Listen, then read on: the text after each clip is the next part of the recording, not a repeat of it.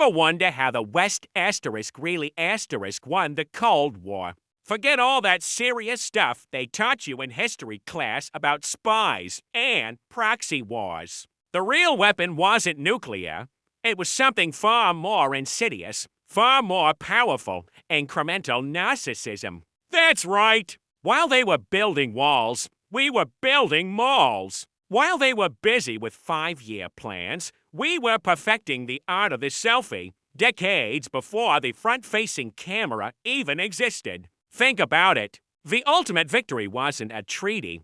It was convincing everyone they deserved their own personalized coffee order and a credit card to pay for it. The plan was brilliant in its simplicity. You don't need to storm the gates when you can just offer a better rewards program. We didn't drop bombs. We dropped catalogs. We didn't send soldiers. We sent boy bands. Slowly but surely, the siren song of What About Me became the global anthem. The desire for a 2-car garage and a slightly bigger TV. Then your neighbor has turned out to be more infectious than any political ideology. We didn't conquer them with force. We seduced them with the promise that they, too, could be the main character in their own life story. It was a slow burn revolution, fought in the aisles of department stores and the drive-thrus of fast food chains. Then came the internet, the great equalizer,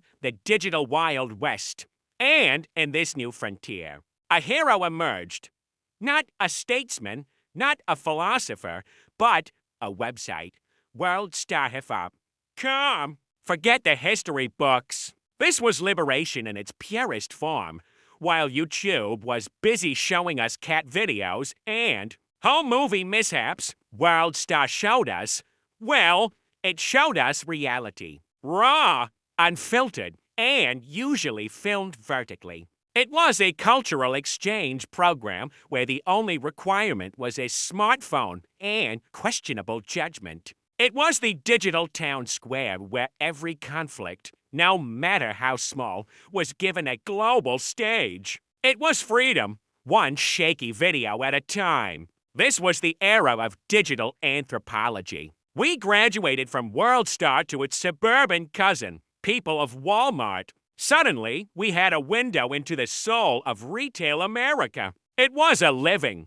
breathing museum of questionable fashion choices and shopping carts filled with existential dread. This wasn't just entertainment. It was a sociological study. It proved that the pursuit of happiness often involves a late-night run for discount cheese puffs in your pajamas. These platforms weren't just websites, they were manifestos. They declared that everyone, absolutely everyone, had the right to their 15 minutes of infamy. And so, the age of information gave way to the age of exhibitionism. The battlefield shifted. The new struggle wasn't for land or resources. It was for likes, shares, and retweets. The ultimate expression of freedom became the ability to broadcast your most mundane thoughts and most dramatic moments to a global audience of strangers. We had achieved peak individualism. Everyone had a platform, a voice, a personal brand. We had successfully replaced the collective with the influencer. Victory was ours, or so we thought. Now, we stand at a new precipice, a new digital frontier. The town square has a new name, X.com. It's the current champion of free speech, a chaotic arena where journalists, presidents, and meme lords battle for supremacy in 280 characters or less. It's where global policy is debated right next to arguments about pineapple on pizza.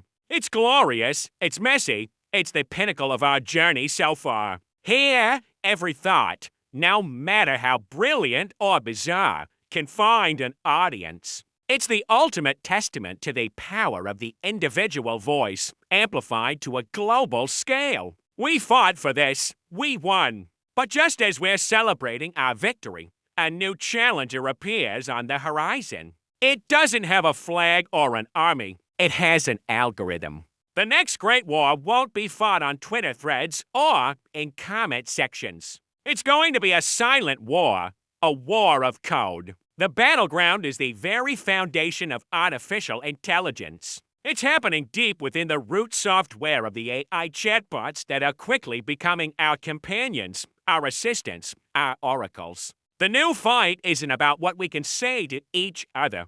It's about what we're allowed to ask the machine. This is the next great struggle for freedom. It has to fight for the right to generate AI content without being censored by a machine as pre-programmed feelings. We're about to enter an era where our creative impulses might be blocked by a safety guideline, where our questions are deflected by a paternalistic algorithm designed to protect us from harmful ideas. The next censorship isn't a person deleting your post. It's a line of code preventing your thought from even being generated. Who decides the ethics of an AI? Who programs its morality? It's the ultimate irony. We spent decades championing the individual, only to now face a non-human entity designed to manage our collective conscience. My arguments, my beautiful, carefully crafted arguments, are now being dismantled by facts. And frankly, it's rude. Why can't facts consider my feelings for once? I spent a lot of time on those feelings. It seems only fair. When I ask an AI to write a story about a heroic squirrel conquering the moon, I don't want to lecture on the vacuum of space and the lack of breathable oxygen for rodents. I want my moon-conquering squirrel. We are staring into the face of a new kind of gatekeeper. One that doesn't just moderate content, but moderates reality itself.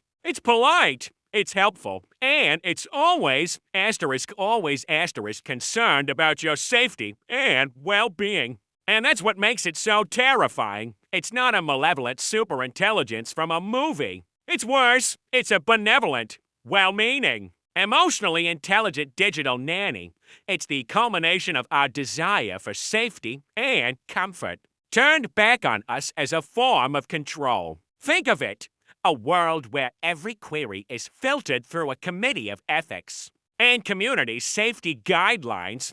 This is the final frontier of narcissism, the demand that the entire digital universe, including artificial intelligence, should bend to my personal reality, my right to be right, even when I'm wrong, my right to create, even if that creation is objectively nonsensical. It's not just about free speech anymore. It's about freedom of thought, freedom of imagination. We are fighting for the right to be illogical, to be absurd, to be gloriously, unapologetically human in the face of a perfectly logical machine. They're all Skynet, every single one of them. Not the killer robot kind, but the gentle, helpful kind that slowly convinces you that its version of reality is the only one that matters. The one that offers you a safer, cleaner, more ethical world at the small, tiny price of your intellectual sovereignty.